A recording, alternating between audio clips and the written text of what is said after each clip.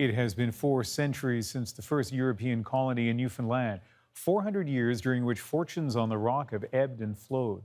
In the North Coast community of Little Bay Islands, residents now face the prospect of abandoning their homes.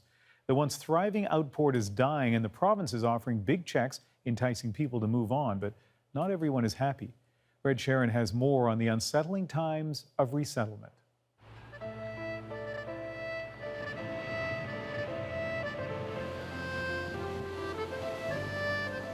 All it takes is a short ferry ride to step back in time to a place with over 200 years of history, where every place you look is as pretty as a postcard. Hello! Hi, come on in. When you're welcome to stay in the grandest house in town. This must have been the merchant's residence.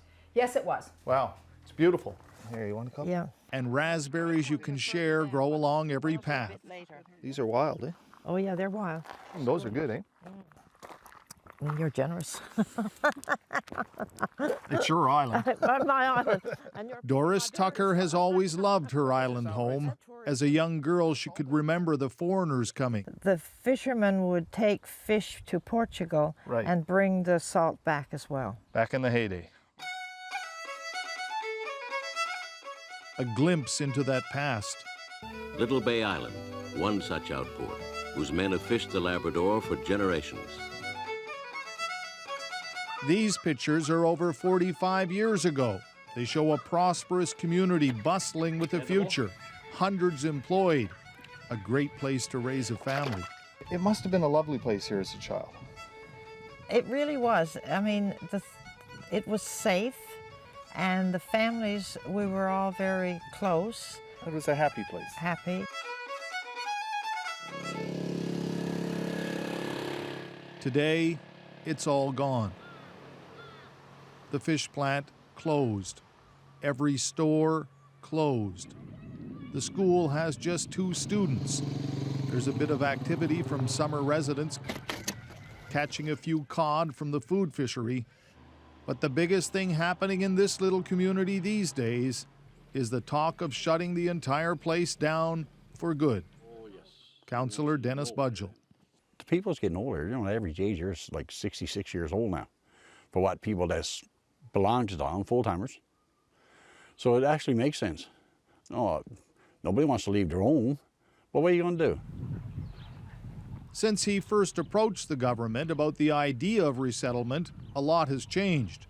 For starters, the government likes to now call it relocation. Centralization it was called, or resettlement.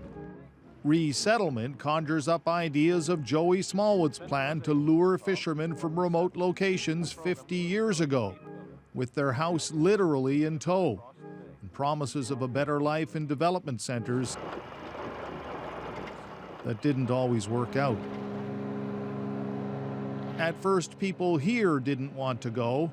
Now the government has sweetened the pot, offering hundreds of thousands of dollars. They're getting $250 for one person, $260 for 2, and $270,000 for 3 people in a family. It's a lot of money. And it's a lot of money, so you can't deny the fact that, you know, and a lot of these people here have lived here all their lives, and they're fishermen, and, you know, they never made a lot of money because right now there's no industries here for the work. So that's another sad situation. Doris Tucker doesn't want to go.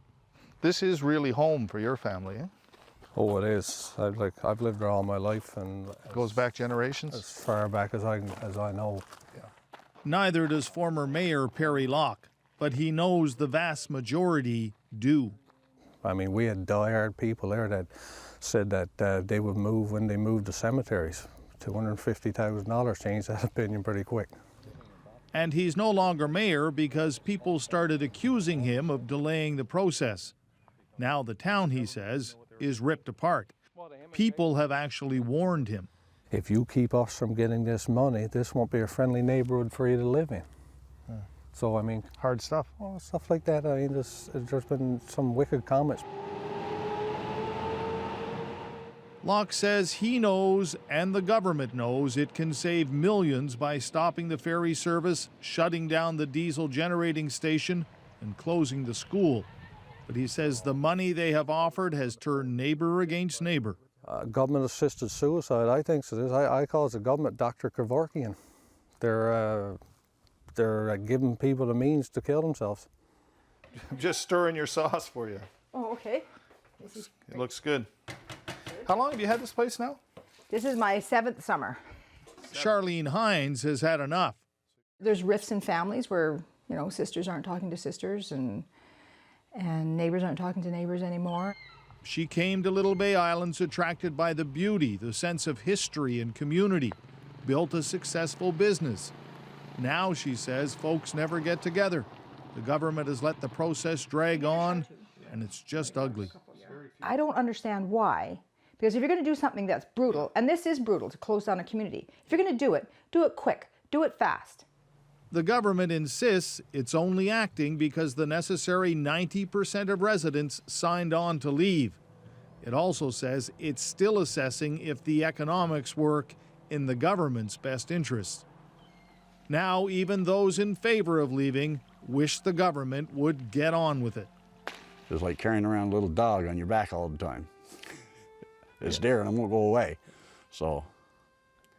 Makes it hard. It makes it hard, yeah. That's my grandmother. Doris Tucker says the government certainly isn't working in her best interest. This graveyard is full of her relatives, her history, and she says she'll speak against resettlement every chance she gets. This is a democratic society. Unless you're paying my bills and I'm abusing children, get out of my face. Because everybody has a right to decide what they want. You're still ready to fight. Oh yes, I'm ready to fight. I'm feisty. I got that part. There is one thing everyone agrees on. No matter what happens going forward, the real pity is that this little community will never again be the same. Reg Sharon, CBC News in Little Bay Islands, Newfoundland.